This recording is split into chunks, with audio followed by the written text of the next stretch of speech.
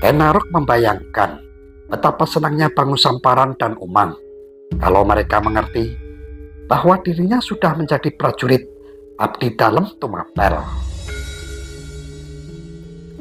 Tentu Umang akan semakin perhatian dan dengan rasa suka menyambut kedatangannya. Enarok tersenyum sendiri, dipejamkan mata dengan rapat.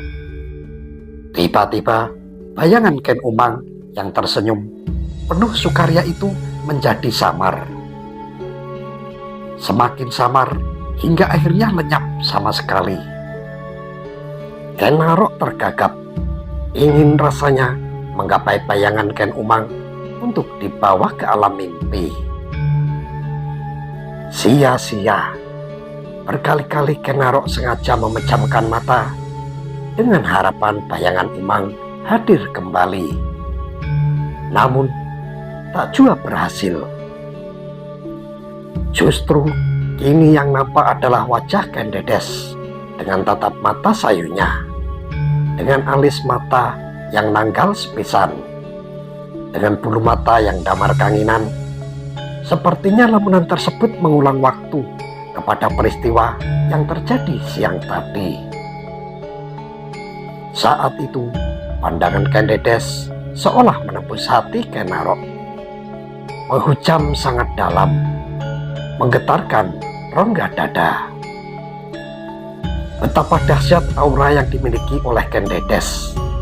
Tatapannya seolah menebar sapa yang menawarkan keindahan asmarandana. Enarok tersenyum menikmati lamunan tentang Ken Dedes. Hayalannya mulai nakal. Angan-angannya mulai merajut sebuah rencana. Rencana yang diyakini mampu merubah kehidupannya, mengangkat harkat dan martabat sebagai seorang terhormat. Kehormatan yang juga akan dinikmati oleh para keturunan sebagai bangsawan, bukan lagi sebagai darah yang berkasta sudra. Sementara bulan di luar bilik sinarnya kian nanar, angin pun menggiring hawa kian dingin. Tak lagi terdengar suara percakapan para prajurit yang ada di gardu. Sepi ini melengkapi indahnya pikiran Enarok yang bercengkerama dengan angan-angan sampai terbawa ke alam mimpi. Terdengar suara berat namun bersahabat memanggil Enarok. "Adi, Enarok, bangunlah, hari sudah pagi." Enarok hafal itu adalah suara Linggar Yuda. Maka ia pun segera bangun dan duduk.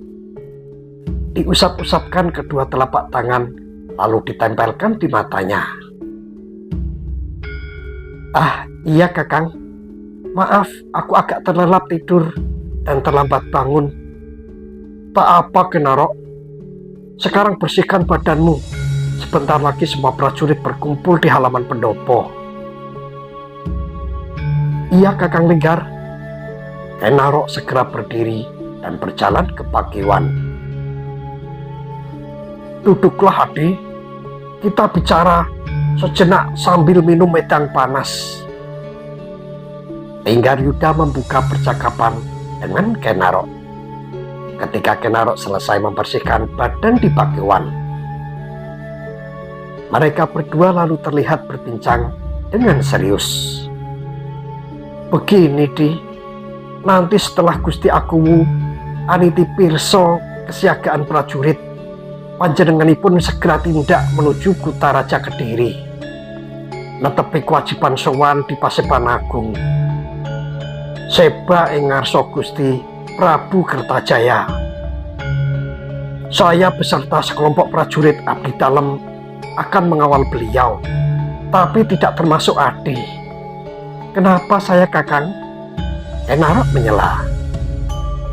"Adi Enarok tetap tinggal di sini bersama prajurit Tapelwates untuk menjaga keadaan Tumapel." "Prajurit Tapelwates?" "Iya, nanti akan datang prajurit tapel wates yang dingijo. Pemimpin mereka bernama Ki Kebo Ijo. Berdua dengannya, Adi Kenarok bertanggung jawab penuh untuk keamanan Tumapel dan keselamatan keluarga Aguwu, termasuk Gusti Ayu Kendedes beserta semua para dayang. Mengapa harus saya, Kakang? Bukankah masih banyak prajurit yang lebih mampu ketimbang saya? Ucap Kenarok sambil meminum wedang jahe bulu aren yang dipegangnya. Itu sudah keputusan Gusti Aguwu. Pertimbangan beliau karena kemampuan kanuragan Adi di atas rata-rata prajurit yang ada. Jadi, terimalah tugas pertama ini dengan sukacita, Di, sehingga Adi mampu melaksanakannya dengan baik. Kalau memang kehendak Gusti Aguwu seperti itu, Kakang, saya akan menerima. Semoga saya tidak mengecewakan beliau. Linggaryuda tersenyum, berdiri menepuk pundak Kenarok sambil berucap, saya yakin Adi mampu. Pembicaraan mereka terhenti ketika ada seorang prajurit yang masuk bilik dan berkata pada Linggaryuda, mohon maaf, para prajurit dari Tapel Wates sudah datang. Mereka berada di halaman luar, Gusti Senopati. Linggaryuda menoleh ke arah prajurit sambil berkata, katakan pada Kebo Ijo, suruh masuk ke dalam halaman pendopo beserta para prajuritnya. Sendika Senopati. Prajurit itu pun lalu bergegas meninggalkan bilik. Linggaryuda memandang Kenarok dan berkata, ayolah Adi Kenarok, kita temui mereka. Sekalian aku kenalkan engkau dengan Lurah Tamtama Ki Kebo Ijo. Baiklah Kakang, ayolah. Keduanya kemudian berjalan ke halaman pendopo. Para prajurit sudah mulai terlihat sibuk mengatur diri dan kelompoknya.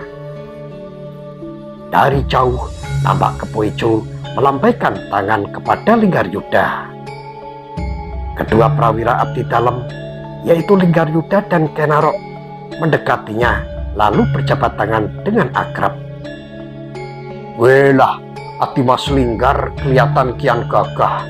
Bagaimana keadaannya, Dimas? Sapa Kebo Ijo. Linggaryuda tersenyum lebar sambil menjawab, baik Kang Mas Kebo Ijo, senang bisa bertemu pada hari ini. Oh iya, ini kenalkan Adi Kenarok, prawira abdi dalam yang baru bergabung kemarin, Kang Mas. Kebo Ijo terkesiap sesaat. Nama Kenarok bukanlah baru sekarang didengar. Rasanya ia juga seperti pernah bertemu. Bahkan pernah berbenturan tenaga saat mengamankan dukuh yang dilanda kerusuhan di sekitar Bukit Ngijo. Dan ia juga teringat betapa saat itu ia dibantu dua prajuritnya merasa kewalahan menghadapi Arok seorang diri. Tapi lamunan itu tak lama, karena Kenarok telah mengulurkan tangannya. Saya Arok, Ki. Semoga kita akan menjadi sahabat yang bisa saling membantu. Iya, saya Kebo Ijo, Lurah Tamtama prajurit Tapel Wates. Nah, begitulah.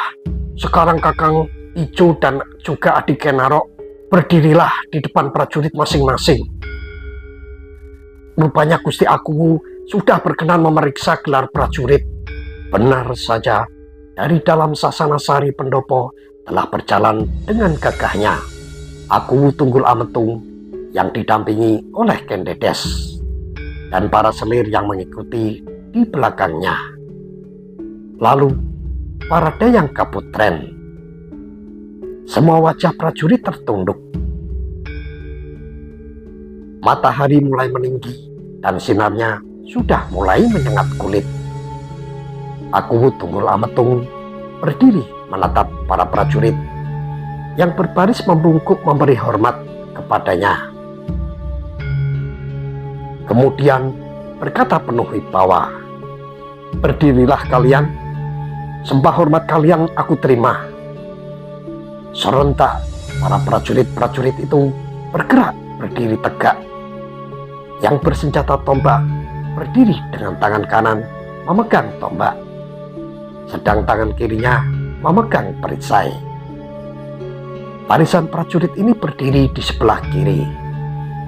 Kemudian di tengah adalah prajurit yang bersenjata pedang. Sedang yang di sebelah kanannya adalah barisan prajurit pemanah. Mereka semua penuh perhatian mendengarkan aku yang sedang berbicara. "Saya bangga dengan kalian. Kalian adalah prajurit Tumapel yang gagah berani, tangguh dan tanggon. Pengabdian untuk Tumapel telah kalian ikrarkan. Sabela sampai darah pamungkas pecah dada, mencating nyawa, memayu hayuning Tumapel." Mendengar sandi prajurit mereka disebut, serentak pula mereka menyahut penuh semangat. "Sentiko, setia sirna untuk Tumapel." Wajah sang aku nampak berseri. Sesungguhnya lah, ia sangat bangga akan kesetiaan prajurit-prajurit itu. "Nah, sekarang laksanakan pekerjaan kalian sesuai apa yang sudah saya titahkan. Setelah semua rampung, saya akan jengkar untuk melakukan perjalanan ke Kutaraja Kediri, diikuti barisan prajurit abdi dalem yang dipimpin oleh Lurah Tamtama Linggaryuda. Sebagian yang tinggal tetap menjaga ketentraman pendopo dan keselamatan keluarga Kadipaten. Saya percayakan kepada Kenarok. Ki Kebo Ijo dengan pasukan tapel wates saya perintahkan mengawasi dan meronda di luar pendapa. Demikianlah aku Tunggul Ametung memberi perintah kepada para prajurit, yang kemudian langsung dilaksanakan penuh semangat. Prajurit-prajurit itu sangat sigap dan cekatan dalam melakukan pekerjaannya masing-masing. Tak heran jika dalam waktu yang singkat di halaman pendopo telah terlihat 2 kereta kuda.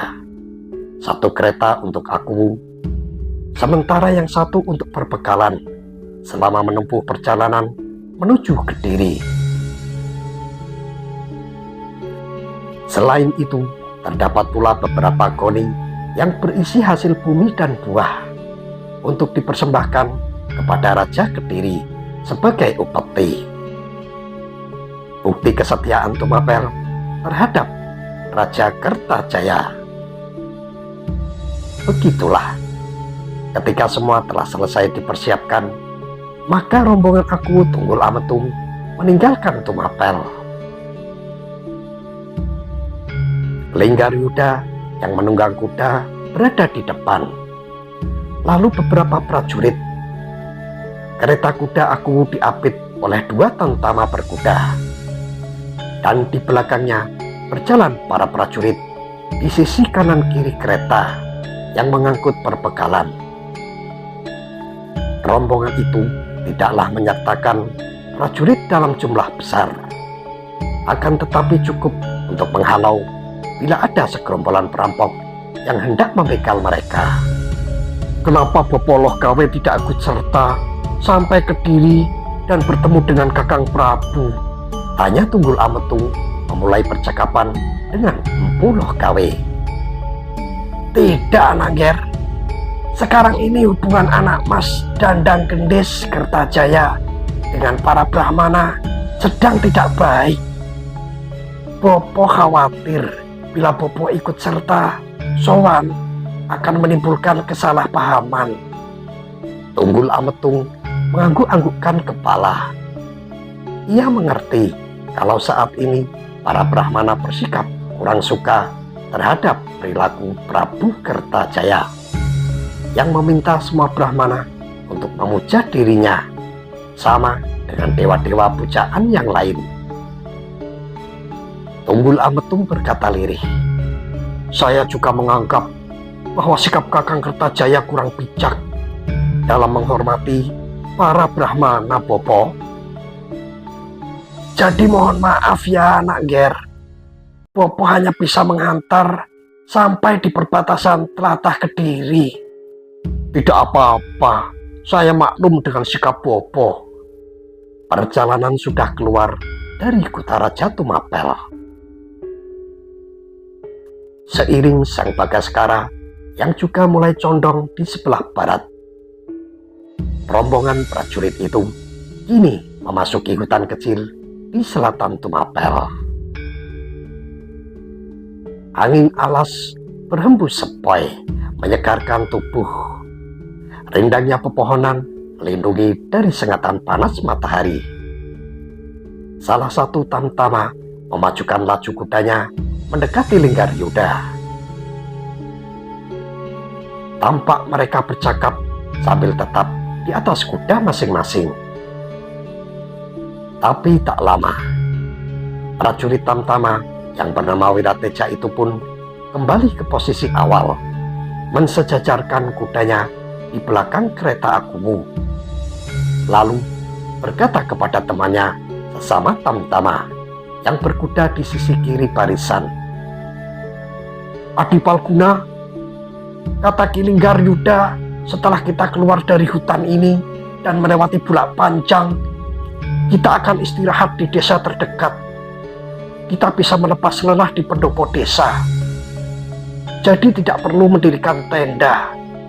Sengaja kita sampai di sana agak malam, supaya tidak menjadi perhatian penduduk desa." "Iya, Kakang Wira. Tapi apakah Demang sudah tahu? Nanti saat masuk perbatasan desa, Ki Linggar akan mendahului perjalanan untuk memberitahu kepada Ki Demangnya." "Oh, sebaiknya memang begitu," jawab Palguna. Di belakang mereka, prajurit yang berjalan kaki masih nampak segar dan penuh semangat. Apalagi karena tidak ada sinar matahari yang menyengat tubuh mereka.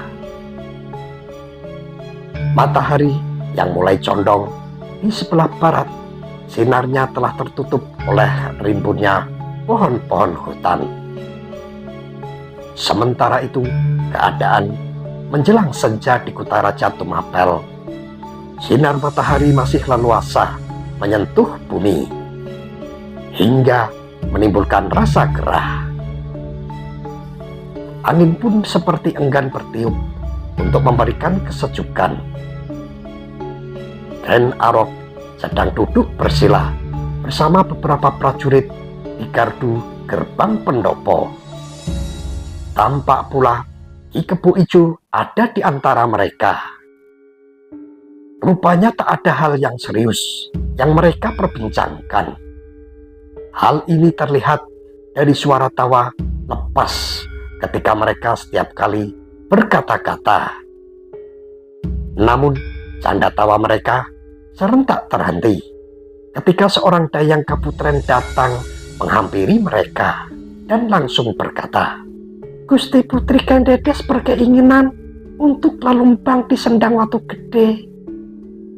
Beberapa dari kalian prajurit abdi dalam diminta untuk menghantarnya." "Sendiko Nyai Dayang, sampaikan kepada Gusti Putri, kami siap menghantar." Lalu tanpa menunggu waktu yang lama, Dayang Kaputren segera pergi menghatur kata kepada Gusti Ayu Kendedes. Dan prajurit yang tadi menjawab Dayang Kaputren segera berkata kepada Ken Arok, "Nah, Ken Arok, Gusti Putri Kendedes hendak lelumbang ke Patirtan Watu Gede. Kewajiban kita untuk menghantar dan menjaganya dari segala hal yang buruk. Ini tugas yang harus engkau emban, karena sekarang engkau adalah ketua prajurit abdi dalam," berkata Ki Suseno kepada Ken Arok. "Jangan saya lah, Ki. Saya belum tahu apa-apa. Saya perlu mengetahui dan menyesuaikan dengan keadaan yang bagi saya masih serba baru. Saya takut salah, Ki," jawab Ken Arok kepada Ki Suseno. Tidak bisa begitu, Warok. Sabda Pandita Ratu, perintah Gusti Tunggulametung menitahkan kepadamu sebagai pemimpin abdi dalam selama Ki Lurah Tamtama Linggaryuda melaksanakan tugas di luar. Jelas Ki Suseno. Dan sebenarnya Kenarok juga mengerti bahwa dirinya dipilih dan ditunjuk oleh Akuwu sebagai orang yang bertanggung jawab atas semua yang ada di dalam pendopo Tumapel. Dan dengan kepercayaan itu, maka sekaranglah saatnya untuk membuktikan diri bahwa ia mampu menjadi seorang pemimpin.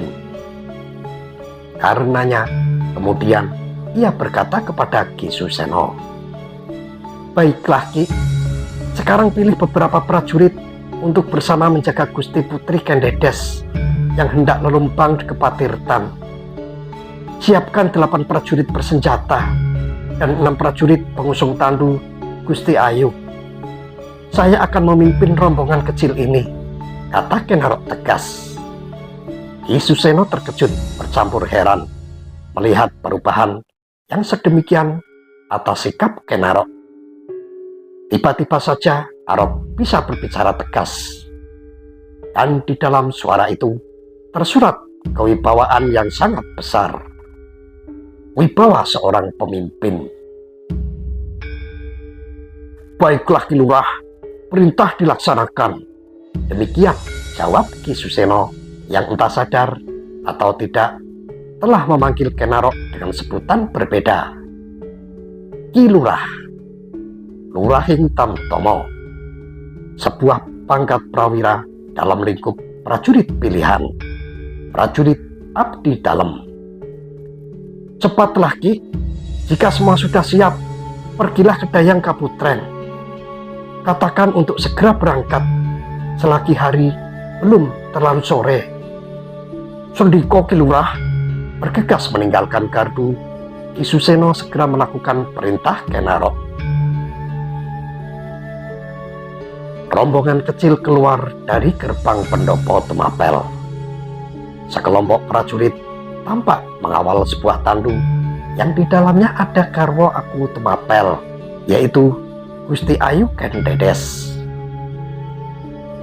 Rombongan itu menjadi perhatian beberapa warga yang dilalui atau yang berpapasan. Warga Kadipaten tahu bahwa tandu itu pastilah Kendedes, seorang putri yang konon kecantikannya melebihi para bidadari. Namun demikian, banyak warga Tumapel belum pernah sekalipun melihat para serupawan itu.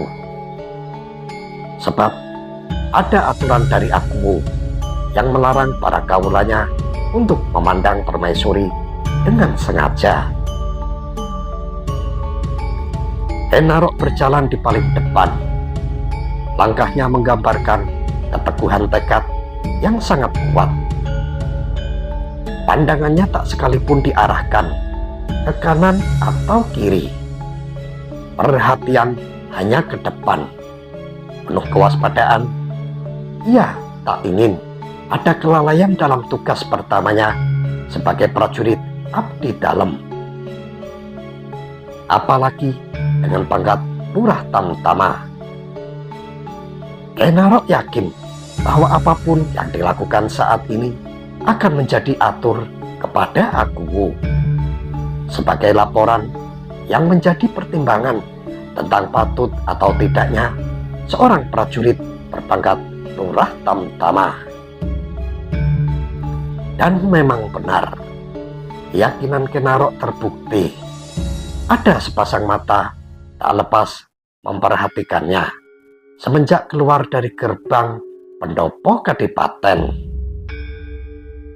Pandangan itu seakan meneliti langkah demi langkah, kata demi kata yang terucap dari seorang Kenarok juga tak pernah luput dari pendengarannya. Sehingga akhirnya tiba pada sebuah penilaian yang menyimpulkan bahwa Kenarok sangatlah layak menjadi seorang pemimpin. Perjalanan rombongan prajurit telah mengarah ke Patirtan setelah melewati 2 belokan. Sekarang tinggal berjalan lurus melalui jalan yang tertata rapi dengan tanaman aneka bunga. Sebegitu banyak bunga hingga aroma wangi segar tercium karena terbawa oleh angin. "Sebentar lagi kita telah sampai di Patirtan, Ki Lurah," berkata Ki Suseno kepada Kenarok. "Lalu harus bagaimana, Ki?" Kenarok balik bertanya. "Ki Lurah bisa mendahului masuk ke Patirtan untuk memeriksa keadaan di dalam sangat aman." Kenarok melebarkan langkahnya, berjalan mendahului rombongan. Lalu ia masuk ke dalam Taman Popoli yang di dalamnya terdapat sebuah sendang. Sendang itulah tempat Putri Kendedes akan melumbang membersihkan tubuh bersama para dayang-dayangnya. Pandangan mata Kenarok menatap setiap sudut taman, dan juga pendengarannya dipusatkan untuk mendengar suara yang sekiranya bisa mengusik kesenangan putri beserta para dayang. Setelah semua dirasa aman, Kenarok berkata kepada Aki Suseno, "Semua baik-baik saja, Ki. Masuklah." Mendengar perkataan ini, Ki Suseno justru tertawa, walau agak ditahan-tahan. Kenarok mengernyitkan dahi terheran. Kemudian bertanya lagi, "Mengapa Ki tertawa? Apa ada yang salah dari diri saya?" Takut Kenarok tersinggung, Ki Suseno segera menjawab, "Tidak, Ki Lurah Kenarok. Karena memang Ki Lurah baru sekali ini menghantar, jadi belum tahu tata caranya. Maafkan kalau tadi saya belum sempat menjelaskan bahwa siapapun pria tidak diperbolehkan masuk selain Gusti Agung dan pengawal yang menjaga keselamatan Gusti Putri. Jadi sekarang persilahkanlah Gusti Putri." Kenarok terdiam beberapa saat sebelum akhirnya ia berkata, "Oh, maafkan kebodohan saya, Ki." Lalu disambung dengan suara sedikit keras bernadakan perintah, "Turunkan Gusti Putri dari tandu." Para prajurit pengusung tandu pun lalu merendahkan badan secara bersamaan. 2 dayang menghampiri tandu untuk kemudian membuka kain tapir penutup. Maka keluarlah sang putri dari dalam tandunya. Kenarok tercengang. Sungguh, selama hidup sampai usianya kini, baru saat ini ia melihat sosok perempuan yang sangat sempurna. Kecantikan alami Kendedes memang termasyhur diperbincangkan oleh banyak lelaki. Tak heran jika saat itu sang Agung pun terpesona. Begitu terpikatnya sampai-sampai Agung membawa pergi Putri Kendedes dari padepokan Palawijen tanpa sepengetahuan Empu Parwa, bopo dari Kendedes sendiri. Semua prajurit menunduk. Tak satu pun ada yang berani mengangkat wajahnya.